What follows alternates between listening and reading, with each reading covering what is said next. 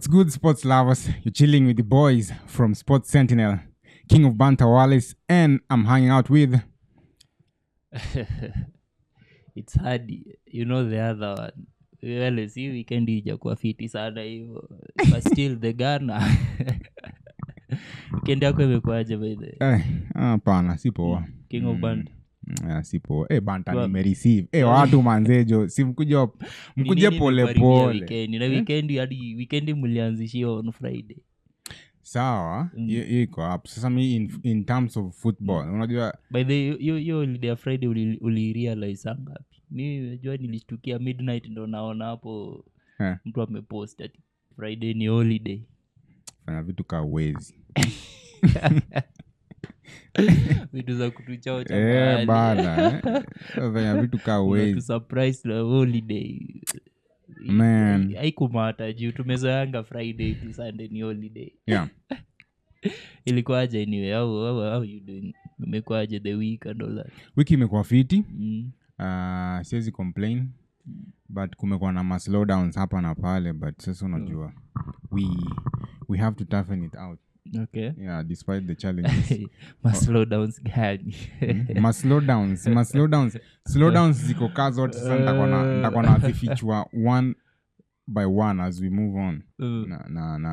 Na this particular show. Najua mali unataka kuguzia uko na haraka. Save it. Ni save it. Tunakuja hapo. Either way, even if I save it, I'll still unsave it. Kwanza mimi nimekuzwa mahali a number of them ameniambia weka status tukuone sasa. Sasa status kwani wewe ndo uniambianga niweke status? Si status naeka out of my own will. Do you have to direct me? Just haikuangi rahisi all over. Hivi ndo watu wengine usikia. Yeah. Anyway, Wallace. Tukianza fungua your notebook tuendelee. Uniulize mambo ya hii weekend na nini. Najua kuna mahali unataka tuende mbio tu discuss. Lakini wewe wiki yako imekuaje na weekend yako? Yangu ndo umesikia. Wewe yako imeendaje? Yangu imekuwa tu busy. Nikwambia hiyo Friday ilikuwa surprise, mimi hata sikujua. Nilijipata kazi bado imekuwa tu busy. So niliamua wacha Saturday nipumzike basi. Saturday pia ndio hiyo Newcastle ikatokea mahali so. But naweza kuambia venye weather imekuwa. Hiyo tuondoke najua. Jua imewaka. Bado inaendelea kuwaka. It's still working. Kila mahali. Yeah. So before tuanze hii mambo ya weekend. Yeah, sure. At the beginning of the week kumekuwa na some interesting events. This is the week yenye watu wamewadiwa Ballon d'Or. Yeah, that one. That event. Speaking of Ballon d'Or, by the way, how come these goalposts keep changing every season that a player is supposed to be getting awarded? It's an individual award, isn't it? Yeah. For your individual performances. True. And there are things they often look at to determine the overall winner. But you find in each season it changes. Yeah. Can we know whether that is the criteria or these things they just come up with them in favor of whom they want to win the particular award? Is that the case? Because this time they had to come out and explain. And we all know when you have to come out and explain something that is that simple, there's a problem somewhere. Are you asking me? No, I'm telling you. I'm telling you. Me na wewe, we both agree on this. We both agree on that. The Ballon d'Or imekuwa ikidance the criteria upon which mtu anakuwa awarded this. Yeah. Imekuwa ikibounce from season to season. It's different thing. Yeah, sure. Ni kama hii VAR. Yeah. This case inakuwa inconsistent and the next case. The award ni the same.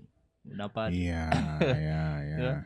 I get you. And mimi Ballon d'Or hii ceremony hata imalizi iishe yani. Because looking at the I know people have been crying Vinicius Vini amenyimwa amenyang'anywa. Come on. Ama kina Lewandowski wako mahali wanauliza tu, is it your first time? Ama wamesahau the ball in the Dior wakadhani ile Dior ya fashion. Labda Do that one, even if it changes, we understand fashion is supposed to change. But now this one and their rules, it's So this time round walikuwa nasema nini, like what was the criteria walikuwa natumia so far to this time round? determine the overall winner. Yeah. There are a couple of caveats they use to determine who they'll announce to be the winner at the end of it all. Yeah. Let me just pull. So number one, here's the thing: the Ballon d'Or is awarded based on 3 main criteria. Okay. 1, individual performances, decisive and impressive character. 2, team performances and achievements. All right. 3, class and fair play. Okay. That is for this season. So we've not seen things like World Cup winner, the other trophies and stuff like that included. How is that different from last time Messi was awarded? Yeah, that's the thing we're saying. Yeah. Because you find in that season Messi was awarded, there's also some other player who did perform well. We're not saying Messi didn't perform well, but the other performances outdid what he performed, how he performed that particular season. So people notice this. So don't you think that season there was also the essence of there class was Erling Haaland and character? Erling Haaland. We also what Erling Haaland did. He had the stats. And all that. But at the end of the day, he missed out. The other season, we all saw what Lewandowski did. And given the caveats they've always given us, we knew Lewandowski was going to be. And then they came up with some very, very funny award just to make him feel feel better. Yeah, true. Yeah, true, but true. The Ballon d'Or and the people who stand for that particular award, you people should be really, really serious with what you're doing. Okay. And not, you should not politicize these things. Just make it simple and let it be what it's supposed to be. Okay. Okay. Me kama fan wa the goat. Yeah. The little man. Yeah. He's been winning it year in, year out. Sure. There's a certain some level that he put us of what to expect of a Ballon d'Or winner. Sure. There's a certain class, character, stat that came with it. Yeah. But, well, some people still say that amepewa sana, like the last one, sijui nani alikuwa fapewe amenyang'anywa, but you look at the player and you feel like he deserves it. Yeah. This time round, I'm talking about Messi. The other season, the many times he's been winning. You can't convince me. I won't agree with you on that. I'm not trying to start an argument here between your guy and no, Messi. No, it's I know not what you're thinking. It's not between my guy and Messi. All I'm saying is he's been favored many times. He has won that particular award. Yeah, that's all I'm saying. Yeah. And my point is, this time round, I'm like, I don't even care now. All right, Messi's gone. Yeah. In fact, this award Ballon d'Or, inafaa ipewe jina ingine Ballon de Messi or something. Amechukua mara gapi? Several times. Yeah, coming back to this time, what is happening currently, or rather what just happened with Vinicius. I'm not for Vinicius or Rodri. Yeah. I'm agreeing with you. There has to be a standard. Yeah. There has to be a specific way. Watuambie mapema. Or still, we be prepared when the season starts. Yeah. With players wambiwe, okay, this time Ballon d'Or, next year Ballon d'Or itakuwa awarded based on stats. Yeah. Watu waende watafute stats. Exactly. Ama next year Ballon d'Or, watu watakuwa awarded in terms of character and class and flair and all that. Yeah, so kama unajua unaweza piga dance, wanze kutrain for Ballon d'Or on that, based on that. Sikuchanganya. Leo goalpost imekwa hapa. Tomorrow you find it the other side. Yeah, come on. It's disturbing. It's very, very disturbing. And yeah, we are pissed off. But all in all, as fans of football, we are pissed over as how you people are carrying out the I'm not so pissed. You're not so pissed. Yeah. I'm so pissed off. My Ballon d'Or times and fun went with Messi, so The rest of you can struggle for it. But you knew Messi at I'm some not saying point. that Rodri is not in that. The caliber of a player Rodri is, Yeah. we know Rodri is a performer. Yeah, He's yeah, yeah. good by all means. Uh-huh. All right. Uh-huh. So if it was given the Ballon d'Or, all right. All right. So bottom line is you don't care. Let those who of us that care, I mean those of us who care, that is, those of us who cares, let us continue making noise until the people up there who decide these things do the right thing. We don't want to be not sure. We just want to be sure that this is it and this is what is there. It doesn't matter how much noise we make, Wallace. It matters. It matters. Ama wachukue Ballon d'Or hao waende nao wakae nao. We don't want it then. Wakange nayo. Wakange nayo. They give it to themselves the way they want. Let them not include us, vote and then show us pictures, get us excited only for them to do what? Make such decisions that they make. True. But Ballon d'Or is one of those events, and the whole thing football world is some how do I put a prestigious award. It's that ceremony that footballers, the football world looking at the end of it. It should looking upon it like it should be something legendary. Yeah. Something respectful. There has to be something respectful about it. Sure. Yeah. Because players after performing this season and giving all these stats, we recognize you for something. Sure, it should be true. fair. It should be. That's what I'm saying. Yeah, I agree with you on that. So there's been so much debate going on about this particular topic. Fans of KingOfBanter, please let us know what you think in the comment section. We'd also like to hear what your take is. Yeah. Do you deem it fair, or there are things you notice that you're not happy with, that you feel that should be changed, or definitely no one is happy with it? Should we just do away with the whole Ballon d'Or completely and find something else to Ballon de Messi. We start a new you and Messi Messi boys.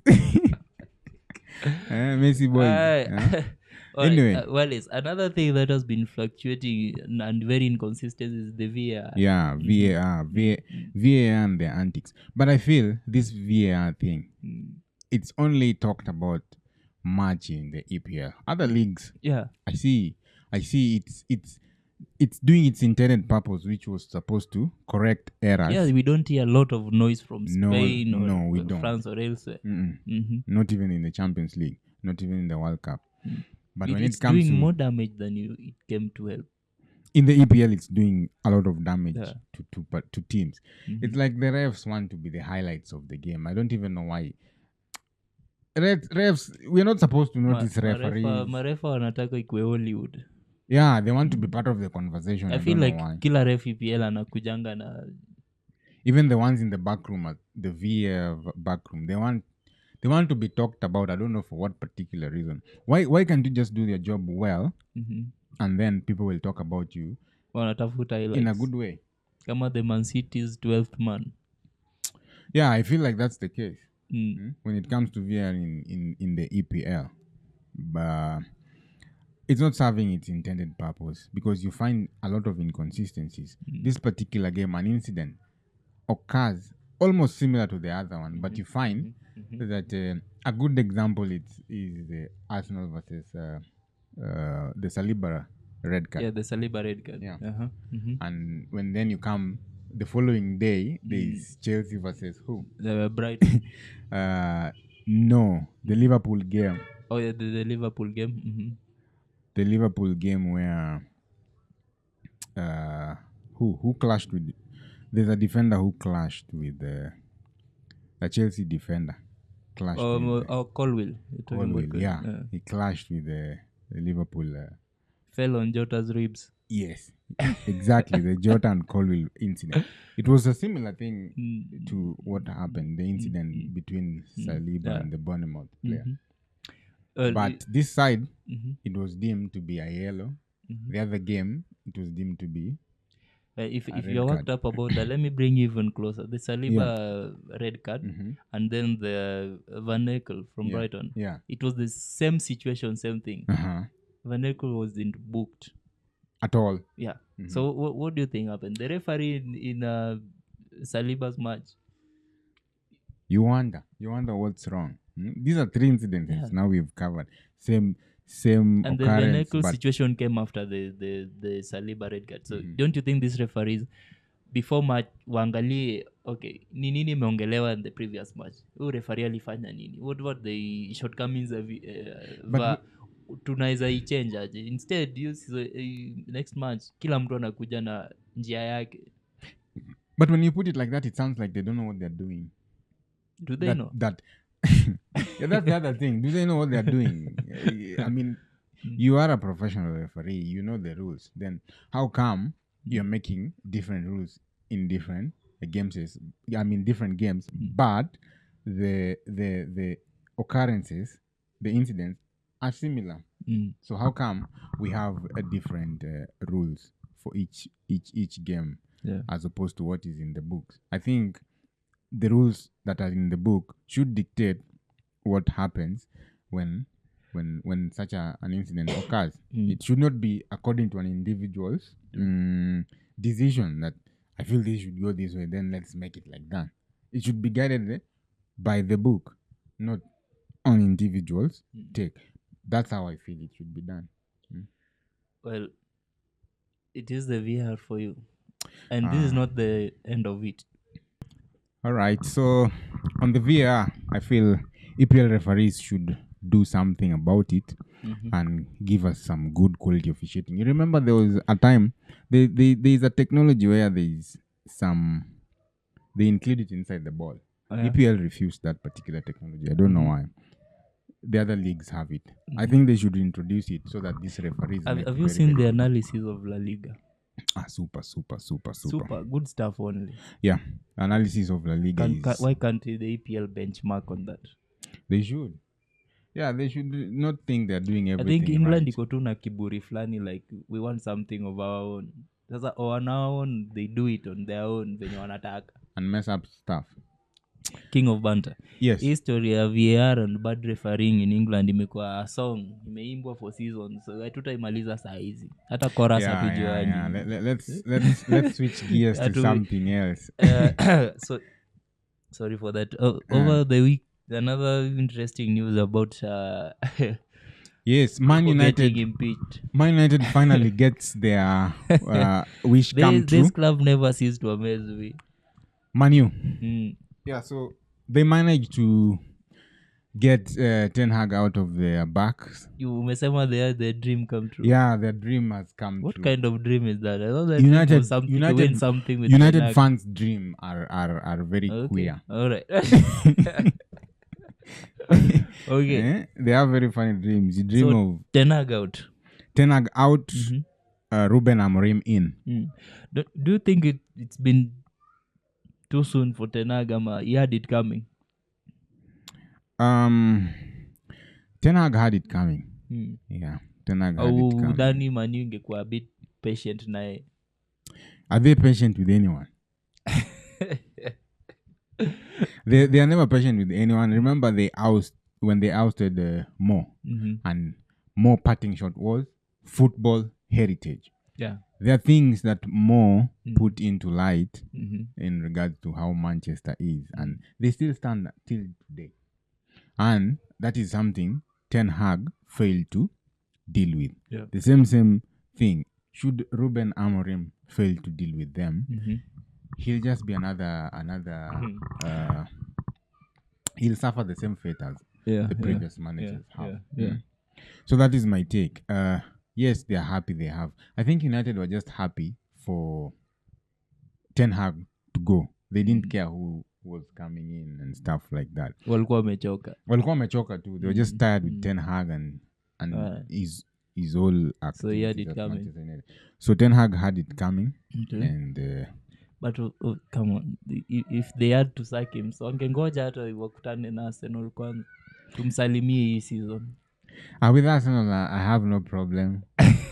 Whoever comes in we'll just suffer the same fate in our hands. Yeah. But We've Manchester remember karibu- Arsenal has faced Ruben Amorim's team before. Sporting. When he was in Sporting, they managed to kick out Arsenal out of the UEFA Europa game, only for them again to be. So unaniuzia uoga ama unanijaribu kuniambia how good this Ruben I'm putting guy the is, facts. I'm putting the facts out there. Okay. Yeah, that's what we should expect with Amorim. But like I said, whoever is coming in doesn't bother me much. All right. Yeah. Well, I think Ten Hag overrun is welcome. Overstayed is welcome. He said he could have left a long time ago. I remember when he walked in, he said era's come to an end. Era's come to an end. Which era was he referring to? He himself was an error. Was he referring to his own eras, that is, or era time? We're only seeing his era. Or his own eras. They've come to an end too soon. A lot of them. Yeah, the United job is not an easy job. Nothing makes it any easier. So Ten Hag, all right for him, good for him. This team ilikuwa inaenda kuua umzee na stress. Yeah. And achukue break. Apumzike kwanza.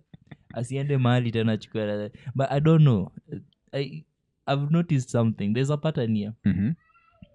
Players or coaches wenye wamekuwa kutoka Netherlands wanakuja Manchester United. Kuna wenye wanalemewa mahali. Yeah. Or rather wanaingia kwa Premier League. Louis van Gaal suffered the same fate. Look at that.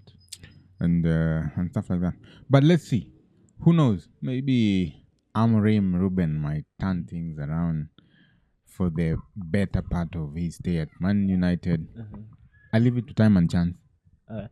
Tell you what, whoever comes in, this guy Ruben, I hadn't heard of him at this moment when he may step up kubali job ya Manchester United. Yeah. But I feel like this team is still to take a job. There's still something he has to come and bring in here. Something is still missing. Exactly. And the moment it click, look at the case of Maresca and Chelsea. Yeah. Enzo. Finally, Chelsea found someone when you can understand your squad and there is a place this guy, this and this, and it works. I hope it works for Ruben. I really hope for his sake. Yeah, me too. I hope that he finds the right tune and address the right problems. That is the thing. I think that's what you're talking about. Addressing the right problems. Yeah. So should he come in and address those problems one at a time? I think his stay at United won't be tumultuous as the previous as the previous managers have suffered. He'll have an easy lay in. But it's not easy to tell.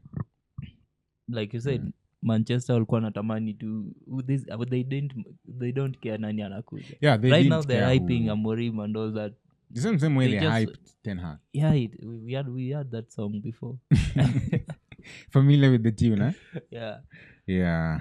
Okay. So United fans, tell us. I know you're happy about the outgoing Ten Hag business, but now we want your real take on the incoming manager.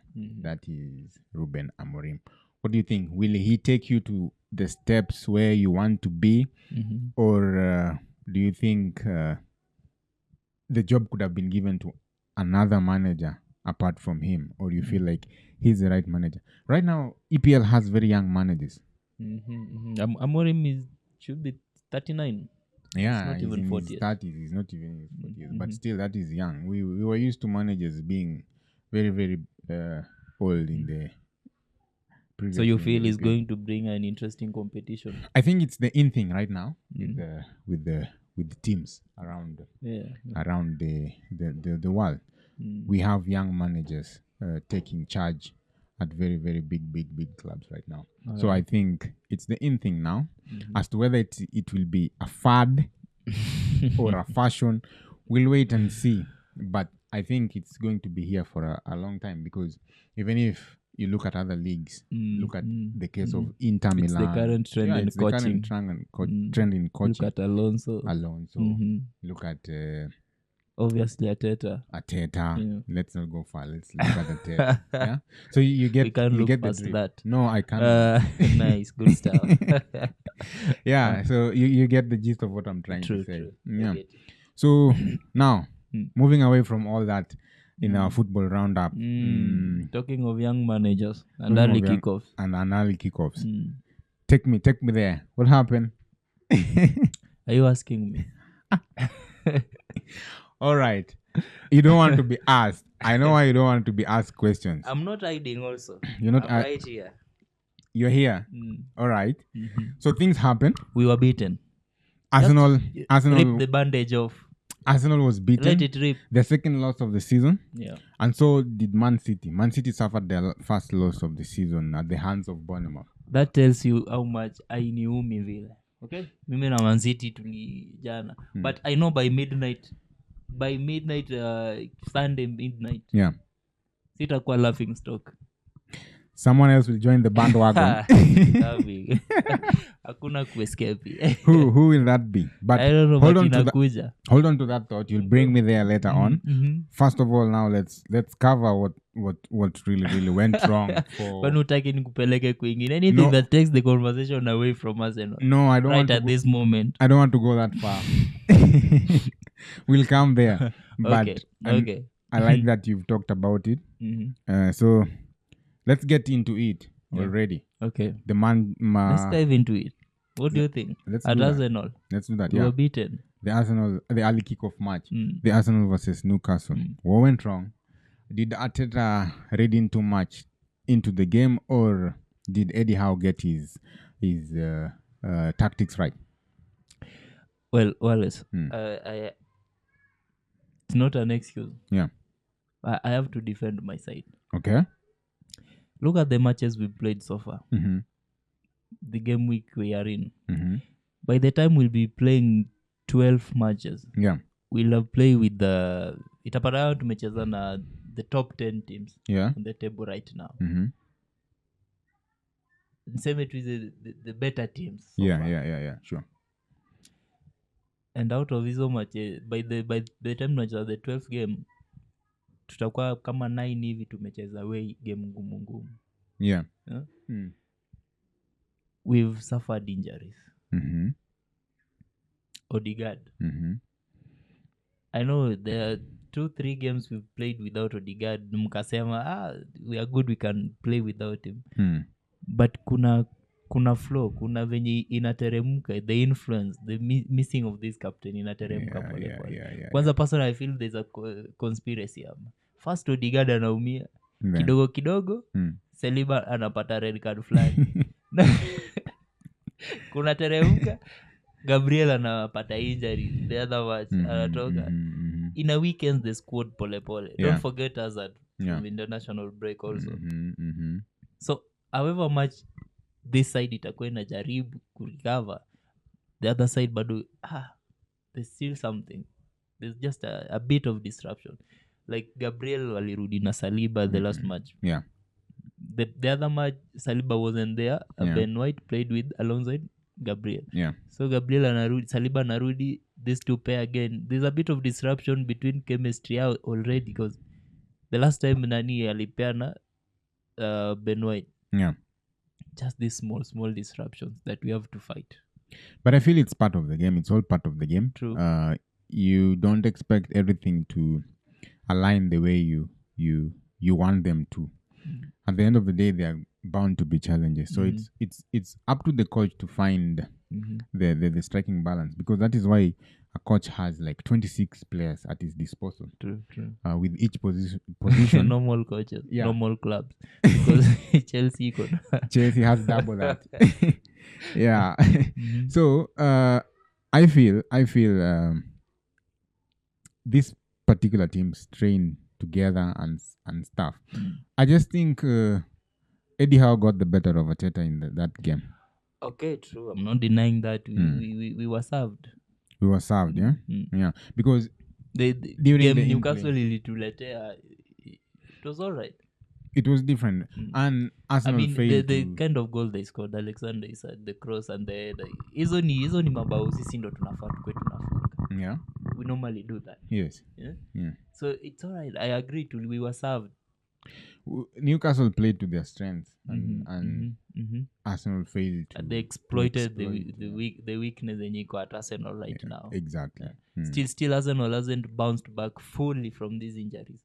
From we can do this even without Swanson. We can bounce back. Last match ilikuwa mbaya. The other match Bournemouth beat Arsenal, and then a draw at Liverpool. Yeah. Which was also controversial. Towards the end. Yeah, towards the end. Yeah. That what was that anyway? Look at that. And then we come into this weekend. We got Newcastle. They kick our ass. Yeah. See? Look at that. So it is upon Arsenal now. I think there was a lack we don't even want to cry anymore, to complain or something. Bad refereeing against Arsenal, it has been there. I think that there was lack of belief in that particular game yesterday. Arsenal wasn't playing with a lot of conviction in their style of play. True. We were not attacking Newcastle the way we often attack teams. You see? There were incidences where they had the ball and had a lot of space to run into. We usually don't see that with us. No? True. We usually close down those spaces so that opponents don't freely pass. Let me cut you short a bit, Wallace. If you look at the Arsenal squad, you know the Arsenal squad perfectly. I do. Can you give me a player that when you hear their name mentioned, you feel like it is the guy. This guy can bring. How do I put this? If you hear their name in that squad, you know he can carry the team. Let me say carry the team. Which name do you think of? Bukayo. Give me another name. Thomas Partey. And another name.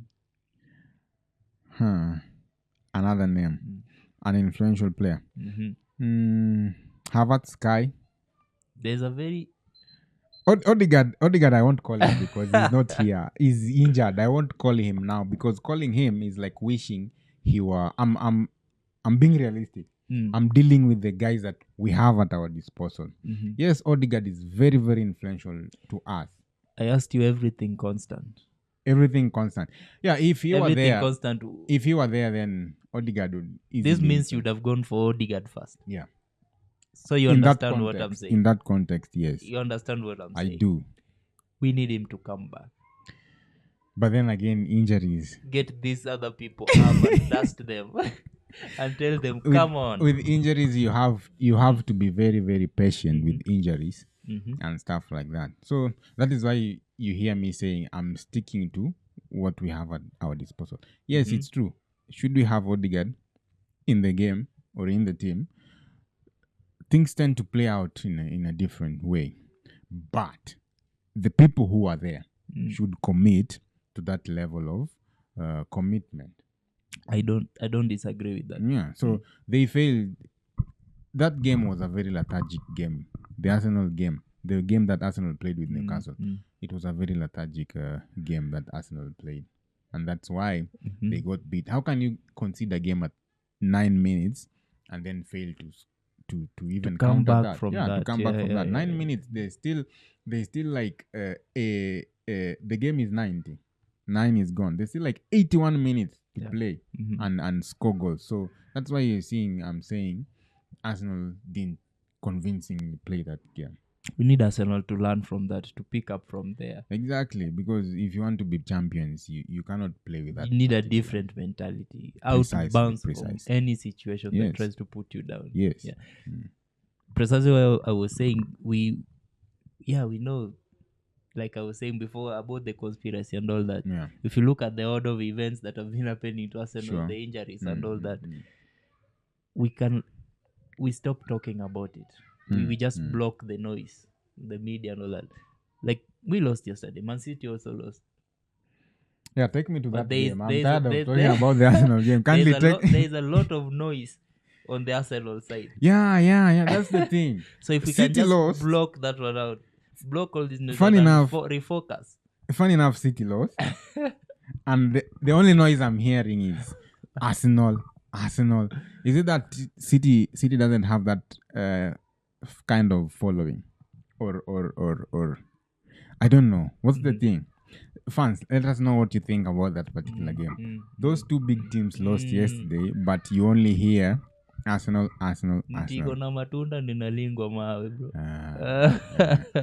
Yeah. Now, take me to that game, City Bournemouth game.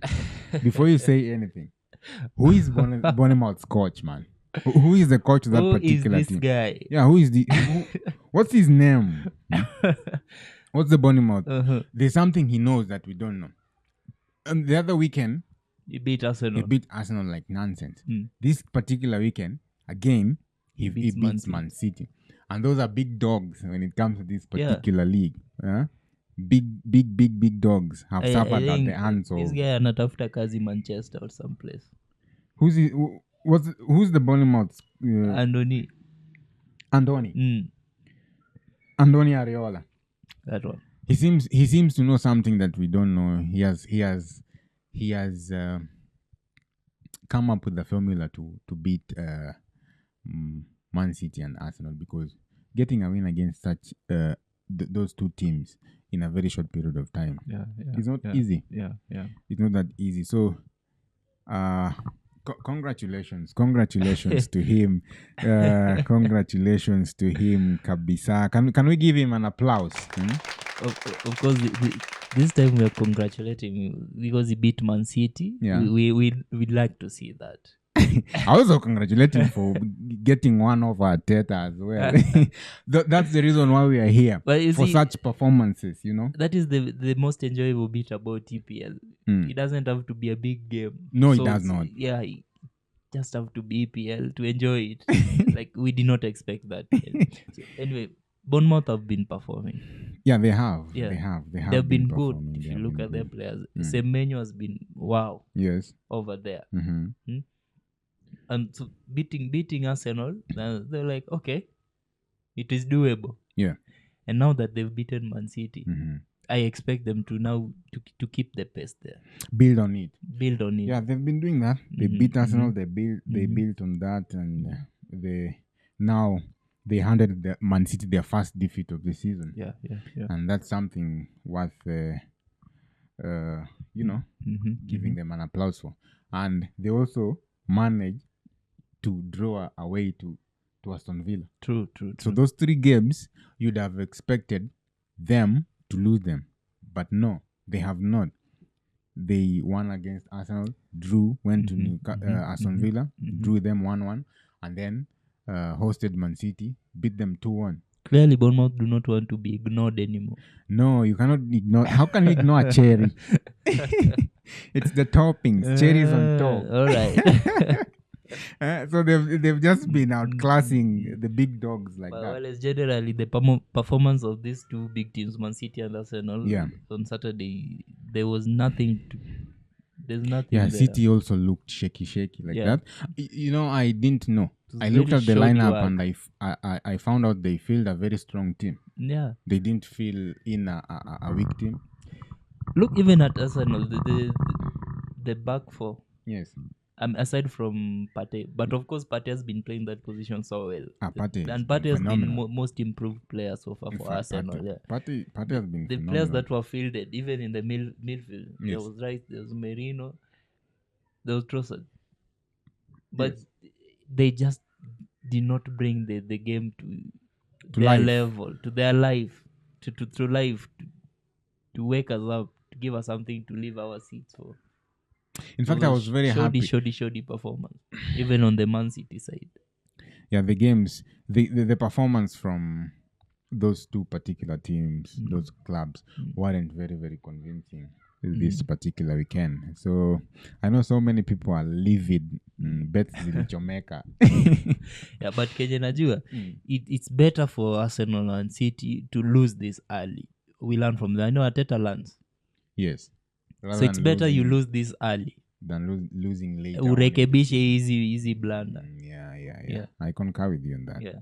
That's why I was saying, CG Fitchy, I'm very calm and I'm here. And these ones, there are some people who are going to pay for them. Yeah. Hapo mbeleni the people will have to pay for those particular losses. Definitely. Yeah, so moving on away from that Manchester City and Bournemouth game, Ipswich is still looking for their first win of the season. Ipswich at it again. Ipswich versus Leicester. Yeah. The game ended in a 1-1 draw. Leicester equalized later on in Jordan the game. Ayew. Jordan Ayew to hand Leicester a draw in that particular game. Again, you remember in our last episode we said Ipswich are playing well, but they are failing to manage games. They're almost seeing that particular game off. True. But conceding at the 94th something minute is very, very it hurts. So game management for Ipswich, I think they should improve on that because they are scoring goals. It's another weekend. They managed to score, but their game management again failed them, and they didn't see that game through, and they didn't manage to win it. Yeah. Still on the same game, there's a player they have. What is wrong with Phillips? Yeah, Phillips picked a red card. Yes, he did. 2 yellows in the 7th minute. Phillips amekuwa na swara since Guardiola. Yeah, since he moved. Was he from